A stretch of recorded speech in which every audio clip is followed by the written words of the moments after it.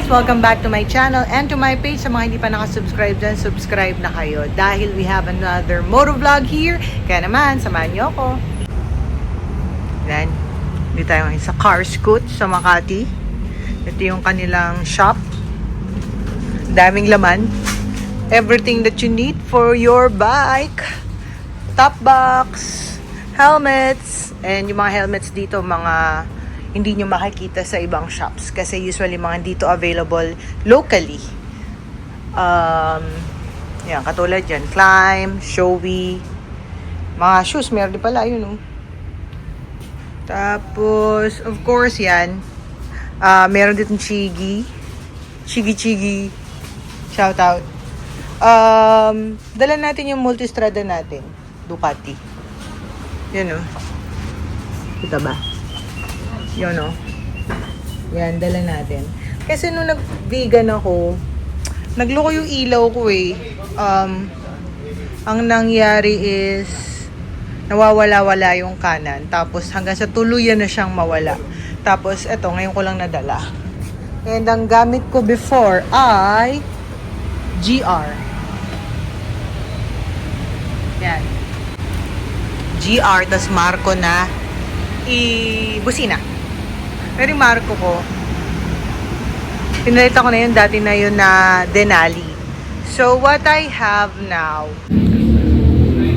are Denali, what I have now are Marco na busina and then GR na ilaw. Yung GR ko, may vlog din ako doon. Pakita ko sa inyo and you may watch that as well. Kasi nung magbo-boss Ironman ako way back 2023, nagpakabit ako ng GR lights 2022. Yeah, patapos yung taon. Tapos ngayon lang siya nagloko mula 2022. And yung namang aking busina, Denali before, na pinapalit ako ng Marco and then pababalik ko na sa Denali. Mas gusto ko yung tunog ng Denali. Pero wala naman siyang issue. Anyway, dito sa Carscoot, dito talaga ako nagpapalagay ng mga ganyang accessories. If I cannot have it or install it sa Ducati, meron dito.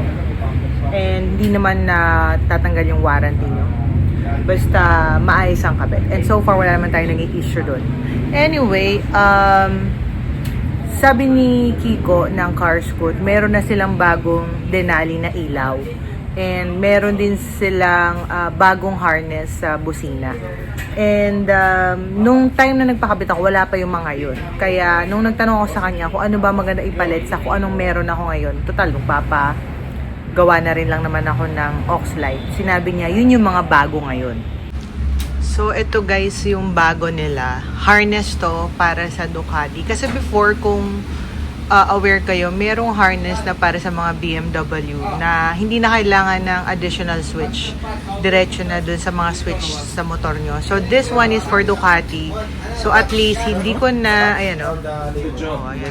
Multistrada and Desert X. So, hindi ko na kailangan ng additional buttons para sa aking Oxlite. Direct na to. And dun daw sa may cruise control yung magiging controls nitong harness na to. Medyo mabigat sa bulsa pero at least mababawasan yung mga buttons dun sa harap ng motor ko or dun sa handlebar itself. And latest, so try natin. And ito yung bago naman na ilaw ng Denali, the D7 Pro. Dati, meron sila D7 lang. 7 yung ilaw, which I don't like kasi diba, as far as I know, hanggang 6 lang dapat ang ilaw or bombilya ng Oxlite. This one is 7. Pero, ito kasi, hindi mo siya there's an option na hindi siya naka-on lahat. Pwedeng taas or baba lang or taas at baba or yung gitna lang or lahat. So at least pwede pa rin. Technically, hindi ko naman bubuksan lahat. And iwas huli rin. As long as na hindi mo gagamitin yung lahat ng ilaw. So dito sa box makikita nyo merong spot beam. All on, no X lens. Tanggal yung cover. And then hybrid beam. All on with X-Lens. Ayan. Ganito yung tama ng ilaw. Galing, no? Nakokontrol. Tapos, flood beam with center X lens. Ganito. Ito yung pag gusto mo, ito lang yung bukas.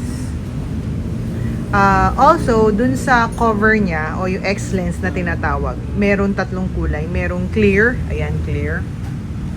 Tapos merong amber and then yellow. Basta light yellow, dark, and then yung clear. So, mamimili ka na lang kung anong gusto mong ilagay. Malamang ito lalagay ko para pag naka-flood, yellow siya. Sa mga fog or sa mga flood, wag naman sana. So, ayan. Yan yung features niya. DRL flood or turn and then white spot. Galing, no? Depende talaga. Ang innovative lang na dati ba sa ilaw lang, naka-on lahat yun na yun. Pero ngayon, ang dami ng options sa mga bagong ilaw. To all on hybrid and then white spot. Ito yung dalawa lang, taas baba lang. Hindi mo naman kailangan yung mga ganito, not unless wala talagang ilaw, nasa bundok eh. So ako yung mga ganito, okay na to. Ito pa yung ibang product features. High drive, dual beam, modular snap-on, X-Lens, DRL boost mode, integrated turn signal mode. Nice. Pwede na rin siya. We'll check that one. Kung magiging signal, turn signal na nga rin yung aux light ko. CAN smart or dial dim compatible. Again, this is the D7 Pro. So, magkano ba yung mga ganito? Mamaya, tatanungin natin kay Kiko kung magkano aabutin yung mga ganito. But, yung multistrada ko naman for keeps. So, okay lang sa akin na mag-upgrade ako ng magagandang accessories. Kasi talagang gamit na gamit ko naman yung motor na yan. And sulit naman. So, papakita ko lang sa inyo. Ayan. Tapos, ito yung ilaw. Nakalagay yung clear na X-Lens.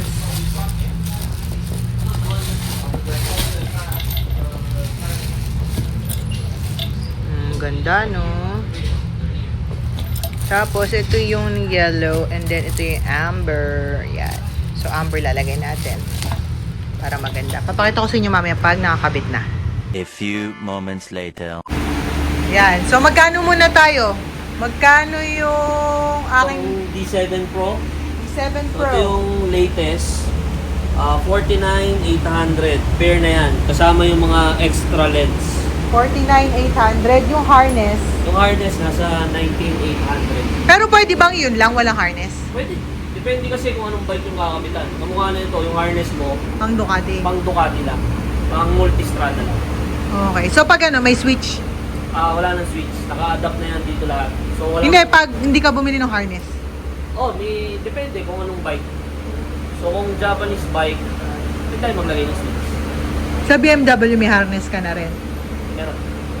Okay. So, 49, tsaka 19. Yung 19, yun yung controller para sa Ducati. Oo. So, depende pa pala presyo kung anong motor. Yes. Okay. So, yung aking busina naman ay magkano ngayon? Yung busina mo nasa 4,900. So, Denali din yun. Ito yun. Mura lang pala yung Denali. Ito yung ginamit natin. Sound box. Yes. Tapos yung harness mo, ito, pang Ducati. Oo nga, nakalagay nga eh. Tapos yung ilaw mo, ito na. Yung Kano warranty natin sa ganyan? Sa warranty ng Denali, pag nasira, palit bago. Wala nang repair. Mapabusina, mapailaw. Okay, so start natin. Ide-demo niya kung saan napipindutin, tapos So, syempre, i-on mo na yung bike. Ba't ayaw mabuhay? Paano Dito pa to? na siya. Nakalimutan ko na. matagal na yung kanyang Ducati. Yan. Na-off pala.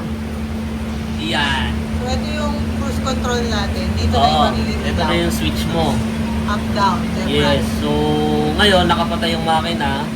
So, paano siya bubuhayin? Wait lang. Wala pa ilaw. Okay. So, hindi siya nabubuhay. Kasi hindi Pagpatay pa yung na-start eh. makina. Hindi, Start yung mo mga na. dating Ay. Oo yung nga. mga dati, nabubuhay siya. kahit Pindutin mo, patay. switch mo lang. So, ano nangyayari? Nalulupad yung motor. Yes. Ayun.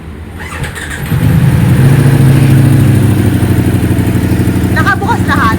So, nakabuhay dyan yung gitna lang. Yellow lang. Talaga? Yes. Tapos 10%. Yes. So, pagka bubuhayin mo lahat, yan na yung buhay na lahat. So, paano natin kinokontrol yung ilaw? Dito sa cruise control. Dito natin siya kinokontrol sa cruise control. May positive, may negative. Pagka gusto mo bata ibuhayin, pinutin mo lang to, mamamatay na yung ilaw. 3 beses. Yes, 3 beses. So, ganun din. Pagka pupusina ka dyan, yun yung sound bomb, sabay na rin yung ilaw.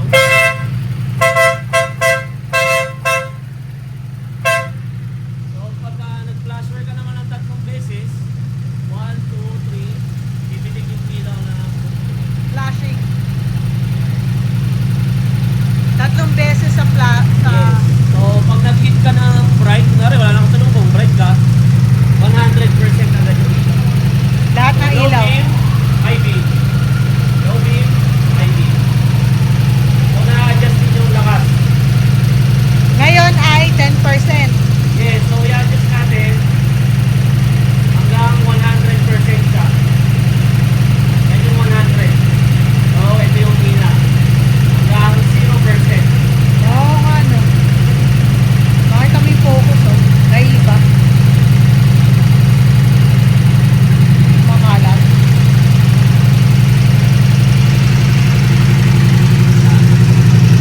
Ganun lang kadali.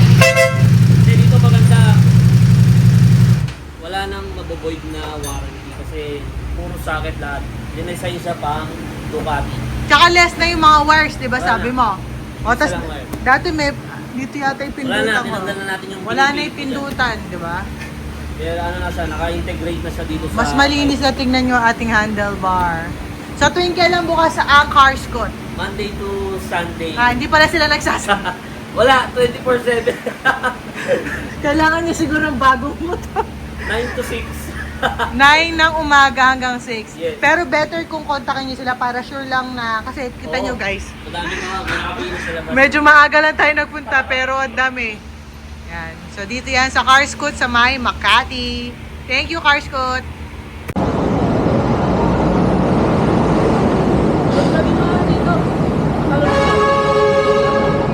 Para kaya ko.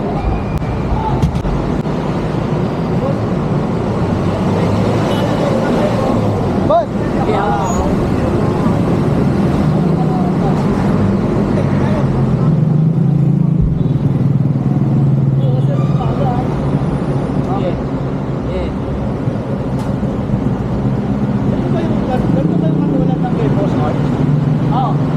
Kabig ko to. Hop. Kabig to to. To. Okay. Wala ka bante.